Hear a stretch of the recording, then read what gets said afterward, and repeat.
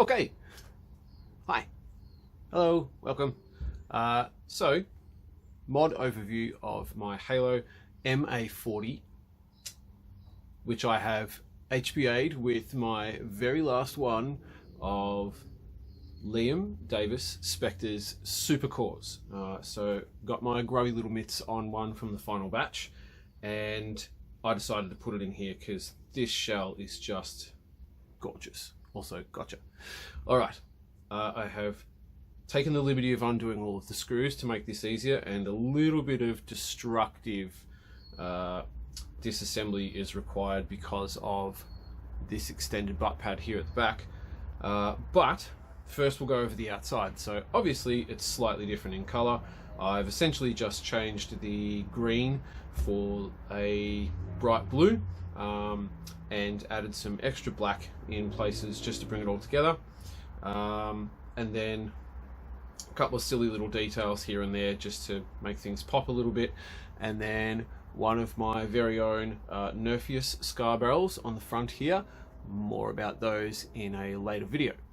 Okay, so with the very basic externals sort of done, let's go into the internals. Voila.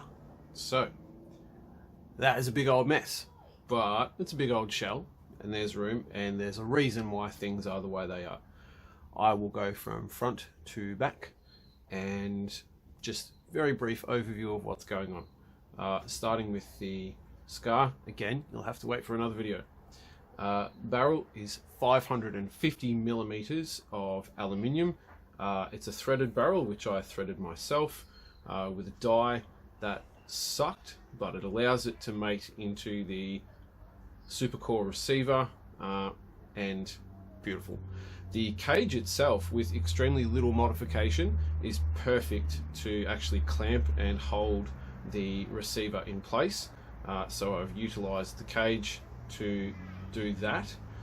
Then up front we have just your basic XT60 connector to a 12 volt normally open solenoid valve, which is triggered by a 15 amp micro switch back here and running off either 11.1 volt LiPo or a 7.4 2S or 3S. It actually operates fine on both, which is good. Stock trigger activates switch. Rev trigger is just in place for cosmetics on the outside rather than having to fill up a hole.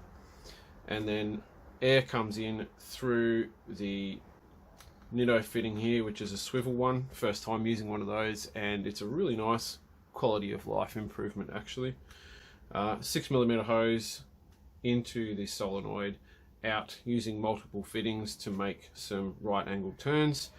Under the barrel, back down through here to more multiple fittings to create a U shape at the back of the core, which is both epoxy puttied and glued into place here. And I dirtied it up, and I don't care. It was beautiful to begin with, but it is functional, and that's all that matters.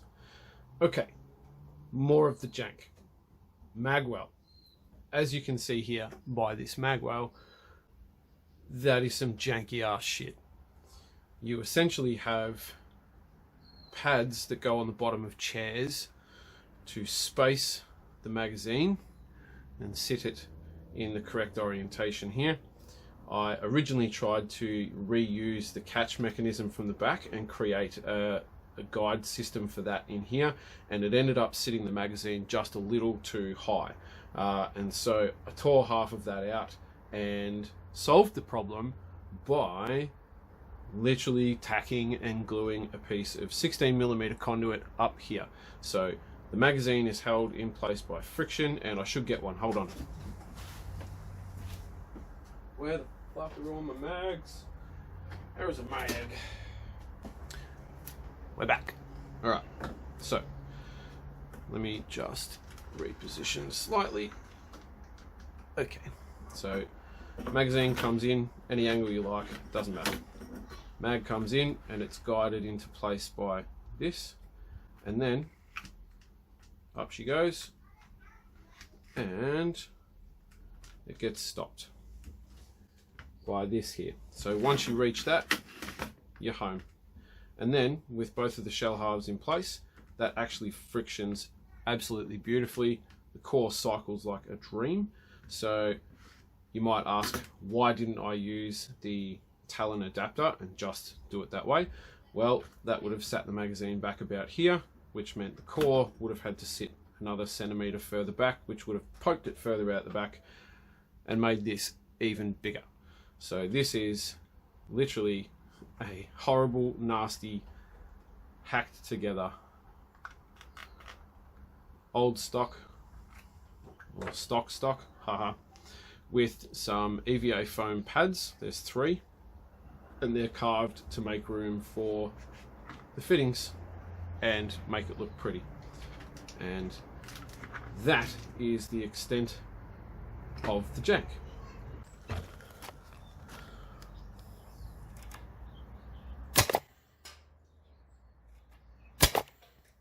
Oh, that's a head.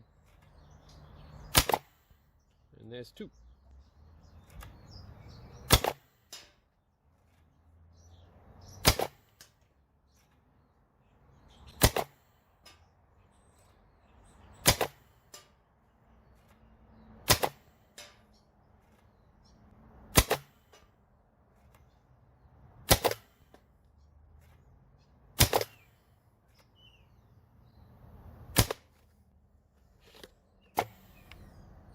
And that's 10 shots down. Okay, so prototype build, one off, never been fired before. Very evident in the actual first firing test that you guys actually got to see. So, thoughts? Build your blaster with the darts that you'll actually be using in game. I don't run glow-in-the-dark Gen 3s in game, and I don't actually run AF Pros either. Traditionally, I would usually run Thunderstruck darts at the moment. I've found them to be very, very accurate. However, I built this blaster around AF Pros, and it doesn't seem to really like Gen 3s at the moment. Could be slight difference in thickness of foam. It could be that the barrel is just way too long at the moment for the levels of pressure and power that I'm running through this thing. However, that said, as far as the test goes, she's awesome and pretty good looking, I might add too. So yeah, I'm pretty proud of this one. It's a great place to house my very last super core from Mr. Liam Davis, and I'll do an update video on it soon when I get it absolutely smicko. Okay.